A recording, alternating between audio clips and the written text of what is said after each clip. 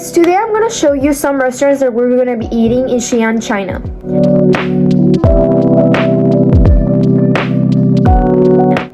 Xi'an is one of the oldest cities in China, and it's famous for its Muslim culture, handmade noodles, and traditional street food. I think the food here is gonna be completely different from what we have in Hong Kong, Shenzhen, and Shenzhen. On our first day, we're gonna have breakfast in our hotel in Shenzhen because it's free the breakfast, so we're gonna take advantage of that. And it's the day that we're flying to Xi'an, so we are not planning like anything fancy for breakfast or anything like that. And for lunch, we'll be going to Xi'an Thai in Shenzhen. That if you saw the other video, you know that we're gonna eat this in this place various times because supposedly it's really good and it's near our hotel. It's really close to Shibu Street, and we will be spending the morning there visiting and like taking advantage of that. It's known for its traditional Honan cuisine, which is usually really spicy and full of flavor.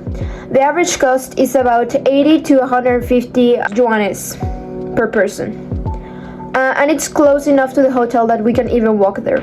For dinner, after arriving to Xi'an, we'll check into our hotel and we will head off to the Muslim quarter. That it's a really important quarter in Xi'an. As I said, it is one of the most popular places in Xi'an, and it's full of lights, street food, and local culture. For dinner, we're planning to eat at Lao Son Jia. You have the name here if I'm saying it wrong, which is one of the oldest restaurants in the city. Their most famous dish is Jianrou Pomo. I think that's how you say it. A traditional lamb soup served with pieces of flat bread. Dinner will cost around 60 to 140 yuanes per person, and the restaurant is only a few minutes away from the Muslim quarter.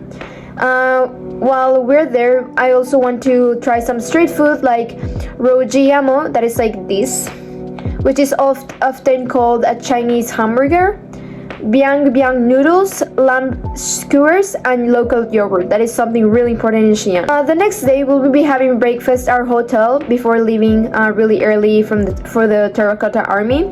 I think our hotel provides our breakfast, so we'll be just eating there, and I think it's all the days in Xi'an. So if I don't say oh, we're gonna go to breakfast here, it's because we're eating in the hotel. And for lunch, we'll be eating inside the Terracotta Army complex.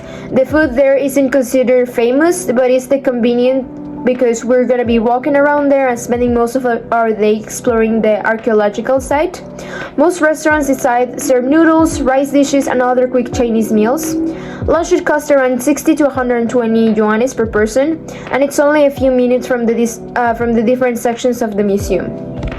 After visiting the Terracotta Army, the city wall, the bell tower, and the drum tower, we'll have dinner at Lao Mi Jia. The restaurant is famous for bing bang noodles, which are one of Xi'an's most iconic foods. These noodles are thick, handmade, and usually served with spice, sauce, and vegetables.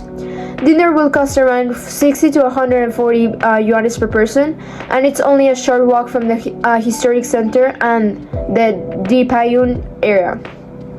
On our last morning in Xi'an, we'll be getting our breakfast at the hotel before continuing our trip. If I had to choose 3 foods that I'm most excited to try in Xi'an, I would definitely say the Jianrou Pomo from Lao Son Jia, the Bing Bang noodles because it's a really traditional thing in Xi'an from Lao Mi Jia, and all the amazing street food that is in the Muslim quarter.